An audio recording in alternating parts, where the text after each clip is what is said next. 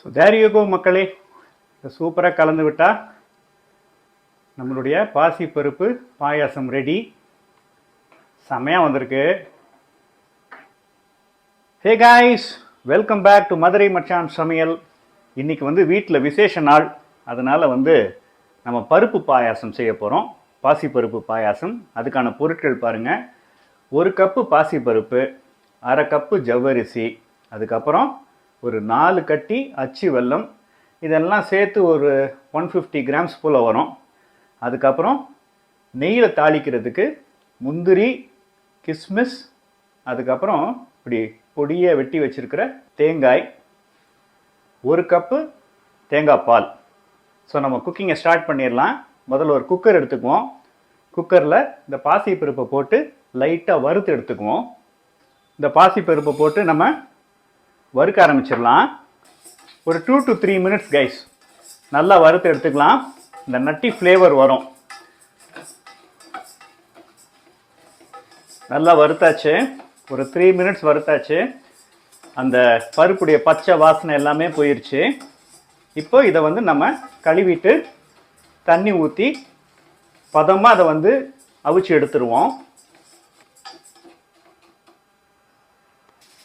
ஜவ்வரிசியும் பக்கத்து அடுப்பில் வெந்துட்டுருக்கு. பருப்பு இப்போ தான் வெந்து முடிஞ்சிருக்கு. பருப்பு ஆஃப் பண்ணிடலாம். இங்கே நம்ம வெள்ளை பாகு எடுக்க போகிறோம். அதுக்கு முதல்ல இந்த 4 கட்டி வெள்ளத்தை நான் கடாயில் போட்டுடுறேன். அதுக்கப்புறம் 1 கப் தண்ணியை நான் ஆட் பண்ணிக்கிறேன்.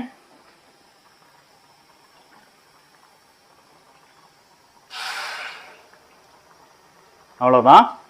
இப்போ வெள்ளம் நல்லா கரையட்டும். உங்கள்கிட்ட 3 அடுப்பு இருந்துச்சுன்னா 3ஐயும் நீங்கள் தனித்தனியாக பண்ண ஆரம்பிச்சிடலாம் கைஸ். இப்போ வெள்ளம் ஃபுல்லாக கரைஞ்சிருச்சு. இதுக்கு மேலே ஹீட் கொடுக்க வேண்டாம், ஆஃப் பண்ணிடுங்க. கரையிற பதம் போதும். இப்போ அடுத்து இதை வடிகட்டியில் போட்டு நம்ம வடித்து எடுத்துக்க போகிறோம். ஒரு டிப் கொடுக்குறேன். இந்த பாகு சூடாக இருக்கும்போதே அதை வடிகட்டிடுங்க. கொஞ்சம் ஆறுனதுக்கப்புறம் அது வடிகட்டியில் வரத்துக்கு கொஞ்சம் கஷ்டப்படும். அவ்வளோதான், ரொம்ப அழுக்கு இல்லை. சூப்பரான வெல்லம். எல்லா ப்ரிப்பரேஷனும் முடிஞ்சிருச்சு. இப்போ நம்ம பாயாசத்தை கூட்ட ஆரம்பிச்சிடலாம். முதல்ல பருப்பை போடுவோம். நல்லா பதமாக வெந்திருக்கிற பருப்பு கைஸ். நான் இன்னும் அடுப்பை பற்ற வைக்கல, முதல்ல கூட்டிக்கிறேன், அதுக்கப்புறம் பற்ற வைக்க போகிறேன்.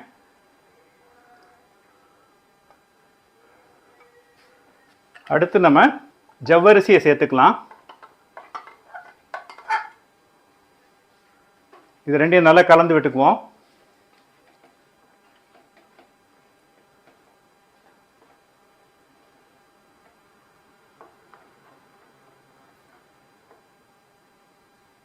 ஓகே, இப்போ கரைச்சி வச்சிருக்கிற வெள்ளைப்பாகை சேர்த்துக்கலாம். நல்லா கலந்து விட்டுக்குவோம்.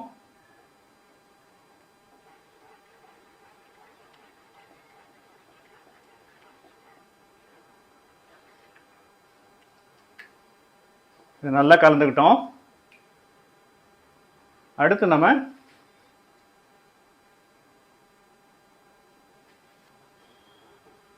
நல்லா கலந்து விட்டுக்குவோம்.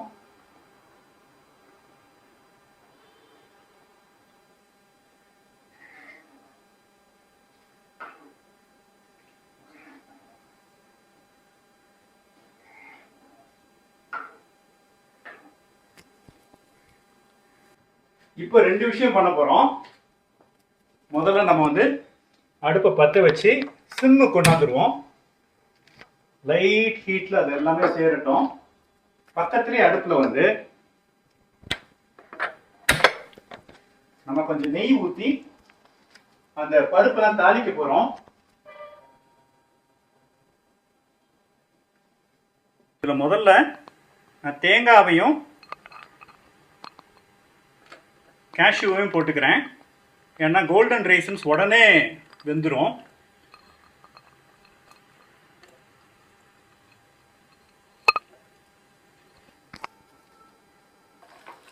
கோல்டன் ரைசன்ஸ் இப்போ போட வேண்டாம், அது போட்ட உடனே பொரிஞ்சிரும். இந்த ரெண்டு மட்டும் பொரியட்டும்.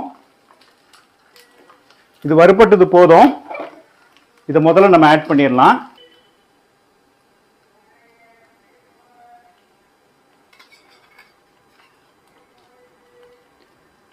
இப்போ கோல்டன் ரைசன்ஸை நம்ம வறுத்து எடுத்துடலாம்.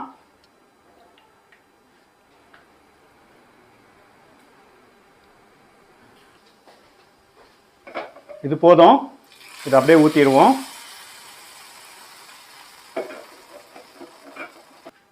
ஸோ தேர் யூ கோ மக்களே. இதை சூப்பராக கலந்து விட்டால் நம்மளுடைய பாசிப்பருப்பு பாயாசம் ரெடி. செமையாக வந்திருக்கு. டேஸ்ட் பண்ணி பார்த்தேன். It's beautiful.